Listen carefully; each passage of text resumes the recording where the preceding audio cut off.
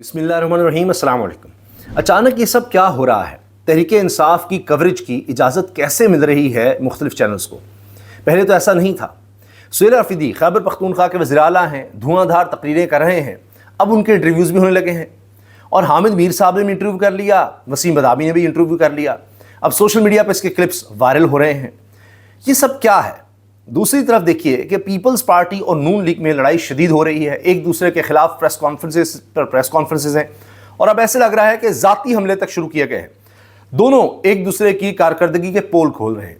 ये सब क्या है जबकि दोनों इकट्ठे हैं?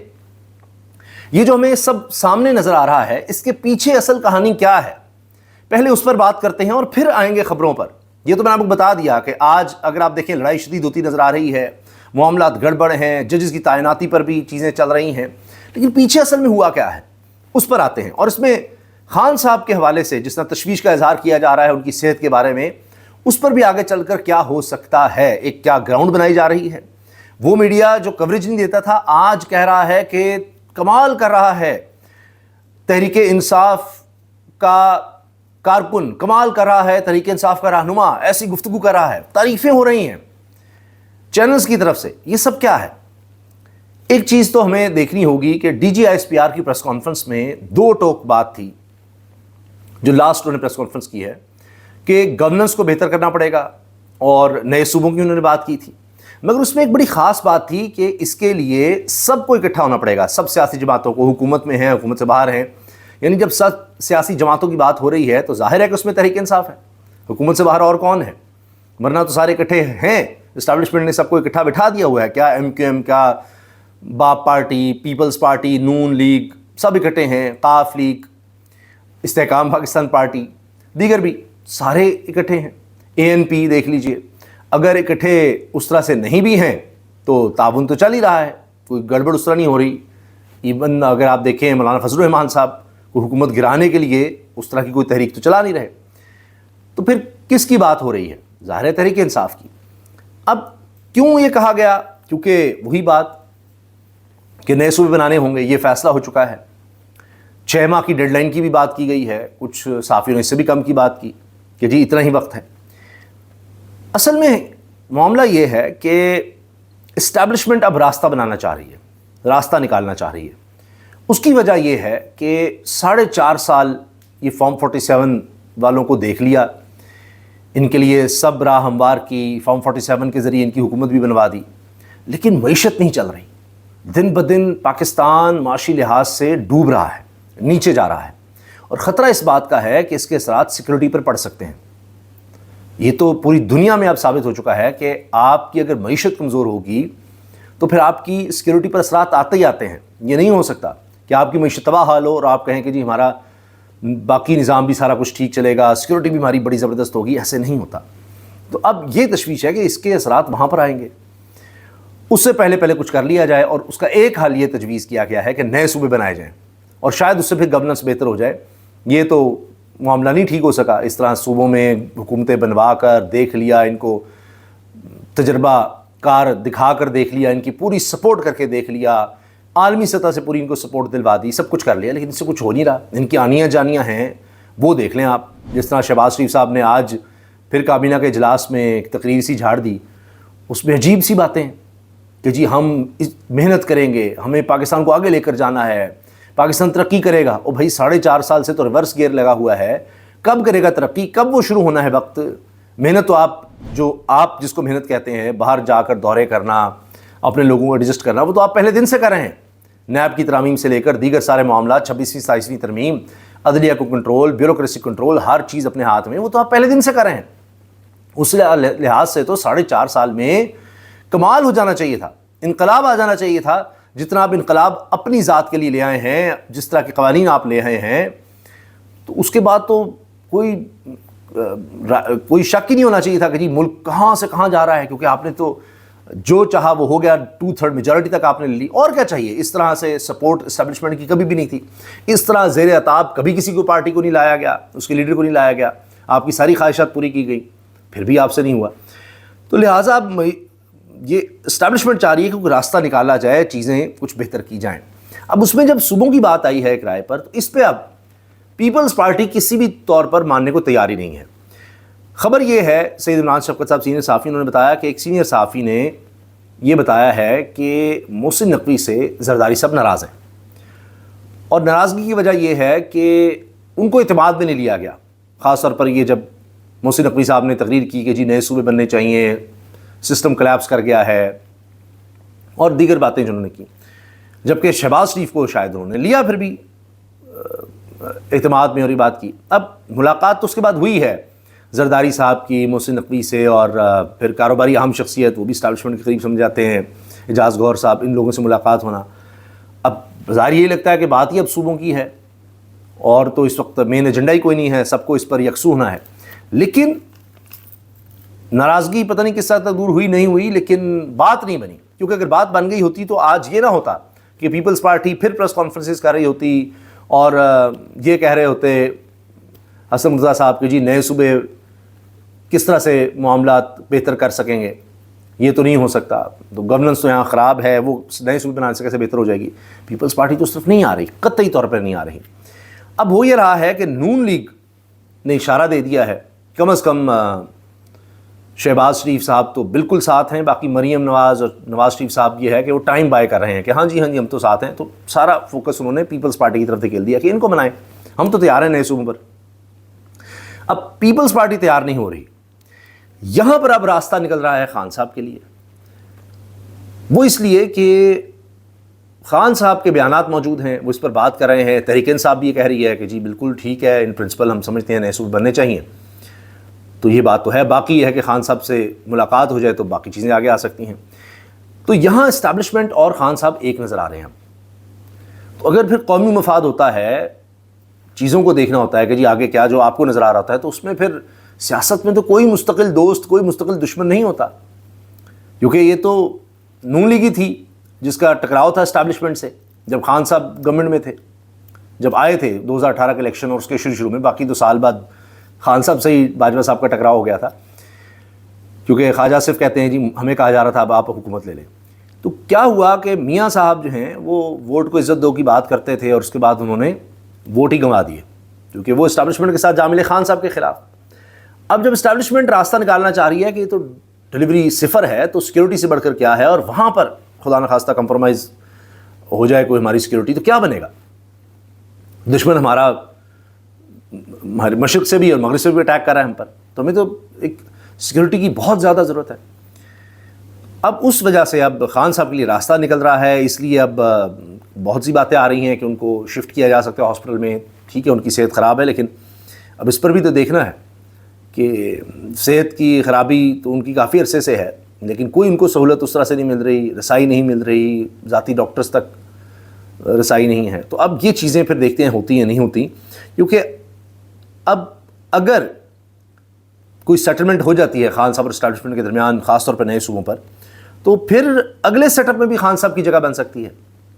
نہ صرف یہ کہ جو بھی اگلا سیٹ اپ آئے گا وقتی طور پر ہو اور فری اینڈ فیئر الیکشنز کروائے جائیں، تو اس کے لیے تو پھر خان صاحب کی موجیں لگ سکتی ہیں۔ لیکن مسئلہ کہاں ہے؟ مسئلہ یہ ہے کہ کیا خان صاحب کو جو آفر کی جا رہی ہے، جس میں بات آتی ہے کہ جی آپ باہر چلے جائیں، آپ خاموش ہو کر بیٹھ جائیں، کیا اس میں کوئی لچک ہے کہ اگر یہ بات ہو جاتی ہے کہ ہاں جی ان پرنسپل نے جب بھی فری اینڈ فیئر الیکشن ہو گیا، اگر ہماری حکومت آئی یا نیا سیٹ اپ آتا ہے اور وہ کوئی صوبے بنا دیتا ہے اگلے الیکشن سے پہلے ہی، کوئی آئین میں ترمیم لا کر کسی بھی طرح سے کچھ کیا جاتا ہے، تو ہم اس میں ساتھ ہوں گے، ہم اس کو کرٹیسائز نہیں کریں گے، ریفرینڈم کروا لیا جاتا ہے، جو بھی کروایا جاتا ہے، تو پھر دیکھنا یہ ہے کہ کیا راستہ نکلتا ہے اور کس طرح سے نکلتا ہے۔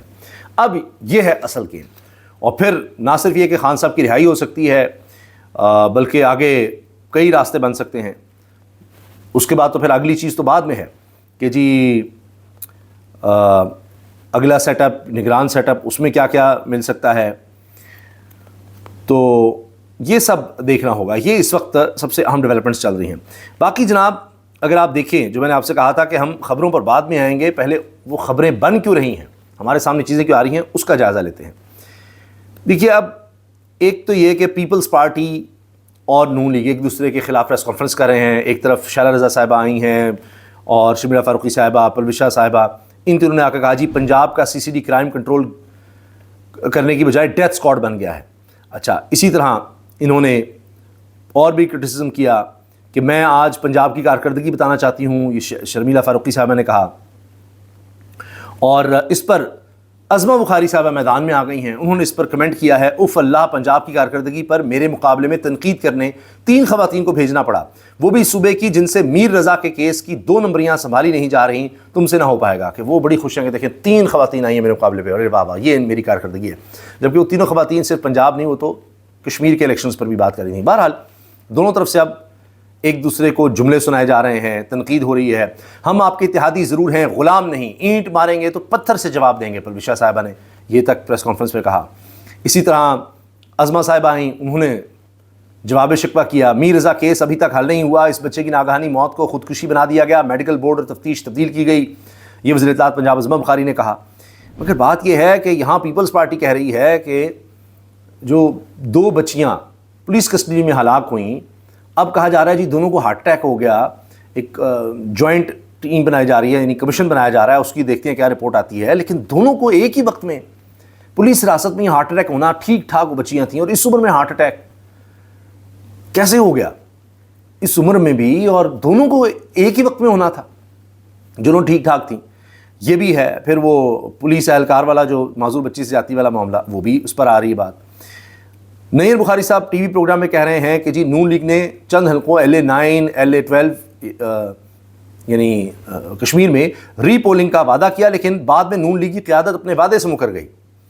میرپور الیکشن میں کوٹلی کی 4 نشستیں پیپلز پارٹی سے جبرن چھینی گئیں. الیکشن کمیشن آزاد کشمیر نے واضح طور پر نون لیگ کو الیکشن جتوانے کے لیے دھاندلی کی. اب دیکھیے یہ سب باتیں ہو رہی ہیں. تو پیپلز پارٹی اب کہہ رہی ہے کہ پارلیمان میں حکومت سے تعاون نہیں کریں گے، تاحکم ثانی پارلیمان میں حکومت سے تعاون نہیں کیا جائے گا، قانون سازی میں حکومت سے تعاون نہیں ہوگا، قائمہ کمیٹی میں حکومتی بلوں کو سپورٹ نہیں پیپلز پارٹی کرے گی، پیپلز پارٹی منظوری کے عمل میں حکومتی بلوں کی مخالفت کرے گی، پی قائمہ کمیٹی میں حکومتی بلوں میں ضروری ترامیم بھی پیش کرے گی.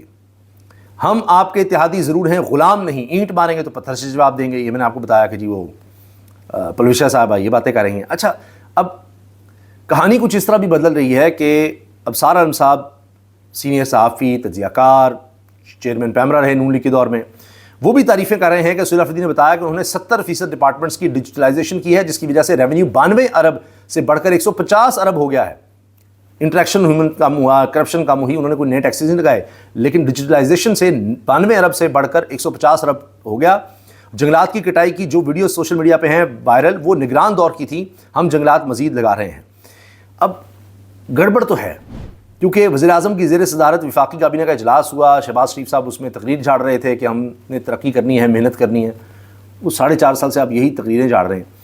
اب ہوا یہ ہے کہ ثناء اللہ خان صاحب سینئر صحافی ہیں، وہ کہتے ہیں ذرائع کی اطلاعات ہیں کہ وزیر داخلہ محسن نقوی آج بھی کابینہ اجلاس میں نہیں آئے، کہ پتہ نہیں کابینہ ممبر کچھ اس طرح کی بات کریں گے، سوال جواب ہوگا، انہوں نے کہا جی میں آتا ہی نہیں. یہ سب چیزیں اب ہو رہی ہیں. اچھا پیپلز پارٹی نے یہ بھی کہا ہے کہ ہم لوگ ان کے غلام نہیں ہیں، ہم اپنی رفتار اور سمجھ بوجھ کے مطابق چلیں گے، ہم نہ کسی کے کہنے پر دوڑ کر گڑھے میں گرتے ہیں اور نہ ہم اپنی بساط سے اونچی چھلانگیں مارتے ہیں. پرویشا صاحب کی پریس کانفرنس بڑی دھواں دار تھی. اوئے ہوئے ہوئے جو مفاہمت کی کوشش ہو رہی ہے اس میں خبر سامنے آئی ہے کہ وزیر قانون اعظم نذیر تارڑ اور میئر کراچی مرتضیٰ بھی موجود تھے، اور عرفان قادر جو کہ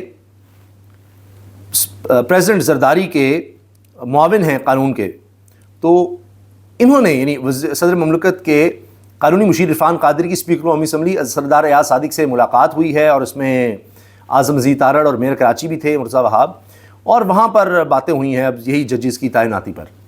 تو کہتے ہیں دیکھتے ہیں کوئی حل نکل آئے گا نہیں، تیرا جج میرا جج، کتنے اپنے جج لگانے ہیں، یہ اب یہاں پر ہو رہا ہے. تو دیکھیں کہ کس طرح سے ایک دوسرے کو منایا جاتا ہے، کس طرح سے آگے بڑھا جاتا ہے. باقی سلمان صفدر صاحب وکیل ہیں خان صاحب کے، وہ کہہ رہے ہیں کہ میں 2 باتیں آپ کو کنفرم کر سکتا ہوں. خان کی آنکھ 85% متاثر ہو چکی، بشرا بی بی کی آنکھ کمپلیکیشنز ہو گئیں. خان صاحب کو 22 گھنٹے اور بشرا بی بی کو 24 گھنٹے قید تنہائی میں رکھا ہوا ہے، کوئی سلام کا جواب نہیں دیتا، اور دونوں میاں بیوی کو ایک جیسا پرابلم ہونا آنکھ کا ہی. یہ تشویشناک بات ہے، کیوں ہو رہا ہے اس کی کوئی وضاحت، کوئی جسٹیفیکیشن کوئی سمجھ نہیں آتی. اس میں جی اب کل پتہ لگے گا کہ کیا موجودہ حکومت اپنے ہی لگائے گئے صدر کے خلاف اسلام آباد ہائی کورٹ میں جواب دیتی ہے کہ جی مس کنڈکٹ کر رہے ہیں وہ ججز کے سائن ہی نہیں کر رہے ان کے نوٹیفیکیشن پر، یا اس سے پہلے کوئی معاملہ ہو جاتا ہے۔ کارکردگی دیکھ لیں، لاہور میٹرو بس سروس کی 64 میں سے صرف 35 بسیں چل رہی ہیں، صبح 1700 ارب روپے کا مقروض ہو چکا، جبکہ حکمرانوں کے لیے 11 ارب کا جہاز اور 10 کروڑ کی گاڑیاں اور افسروں کے لیے اربوں روپے کی گاڑیاں خریدی جا چکی ہیں، اور اربوں روپے ان کے نئے بنگلوں کی تعمیر پر خرچ کیے جا رہے ہیں۔ شہباز شریف صاحب کا سنیں، ہم سب مل کر پاکستان کو صحیح معنوں میں قائد کا پاکستان بنائیں گے اور محنت، امانت و دیانت کے ساتھ دنیا میں باوقار مقام دلوائیں گے۔ پتہ نہیں کب کریں گے، 4.5 سال تو آپ کو ہو گئے ہیں یہی کہانیاں سناتے ہوئے، پتہ نہیں کیا بنے گا۔ حالت یہ کر دی انہوں نے 26ویں 27ویں ترمیم کے بعد کہ جی وہ آئینی بینچ بن گیا، اب ملک میں ایسا انصاف ہوگا، ایسا انصاف۔ اب تو دوڑ لگی ہوئی ہے وفاقی آئینی عدالت میں اور سپریم کورٹ میں مراد کی، تنخواہوں کی، اور تو اور کہ کون جلدی اٹھ کے چلا جاتا ہے۔ یہ محمد زاہد شریف چودھری ہیں، صحافی ہیں، لکھتے ہیں اہم وفاقی آئینی عدالت سپریم کورٹ کے بینچز کا جلد سماعت ختم کر کے اٹھنے کا مقابلہ چیف جسٹس وفاقی آئینی عدالت نے جیت لیا۔ چیف جسٹس وفاقی آئینی عدالت جسٹس امین الدین خان کی سربراہی میں بینچ 10:15 بجے کیسز کی سماعت ختم کر کے واپس چلا گیا، 10:15 بجے فارغ۔ کیا بات ہے جی، بینچز سے جلدی اٹھنے کے ساتھ مقابلہ زیادہ تنخواہوں کا بھی ہے، یہ حسنات ملک سینئر صحافی نے لکھا ہے۔ تو جی یہ سب ہو رہا ہے، اور ویڈیو وائرل ہے کہ زرداری صاحب جب یہ لاہور آئے ہیں، غالباً بلاول ہاؤس جو ان کو گفٹ کیا تھا یا انہوں نے لیا تھا ملک ریاض صاحب سے، تو وہاں پر کوئی درجنوں گاڑیاں، جی میرا خیال ہے گننا مشکل ہے، مجھے تو لگتا ہے کوئی 30 کے قریب ہوں گی گاڑیاں، یہ پروٹوکول چل رہا ہے۔ تو اس لیے تو ملک کا یہ حال ہے، نظام ایسے تو نہیں بیٹھ گیا۔ باقی جی حامد میر صاحب نے بھی اور نسیم مداوی نے بھی سہیل افریدی کا انٹرویو کیا ہے اور وہ وائرل ہے، یہ سب ہو رہا ہے۔ شہباز شریف کہہ رہے ہیں ملک تیزی سے آگے ترقی کی طرف گامزن ہوگا، دلاسا دے رہے ہیں آگے۔ یہ ان کو آپ اقتدار دیتے، جو ان کا انداز ہے 10 سال بعد بھی کہہ رہے ہوں گے آگے ملک ترقی کر جائے گا۔ بھئی آپ کی باتیں سن کر تھک چکے ہیں، وہ آگے آپ نے اور کتنا لے جانا ہے، تو لہٰذا اب سب کی بات ہو چکی ہے۔ اجازت دیجیے، اللہ حافظ۔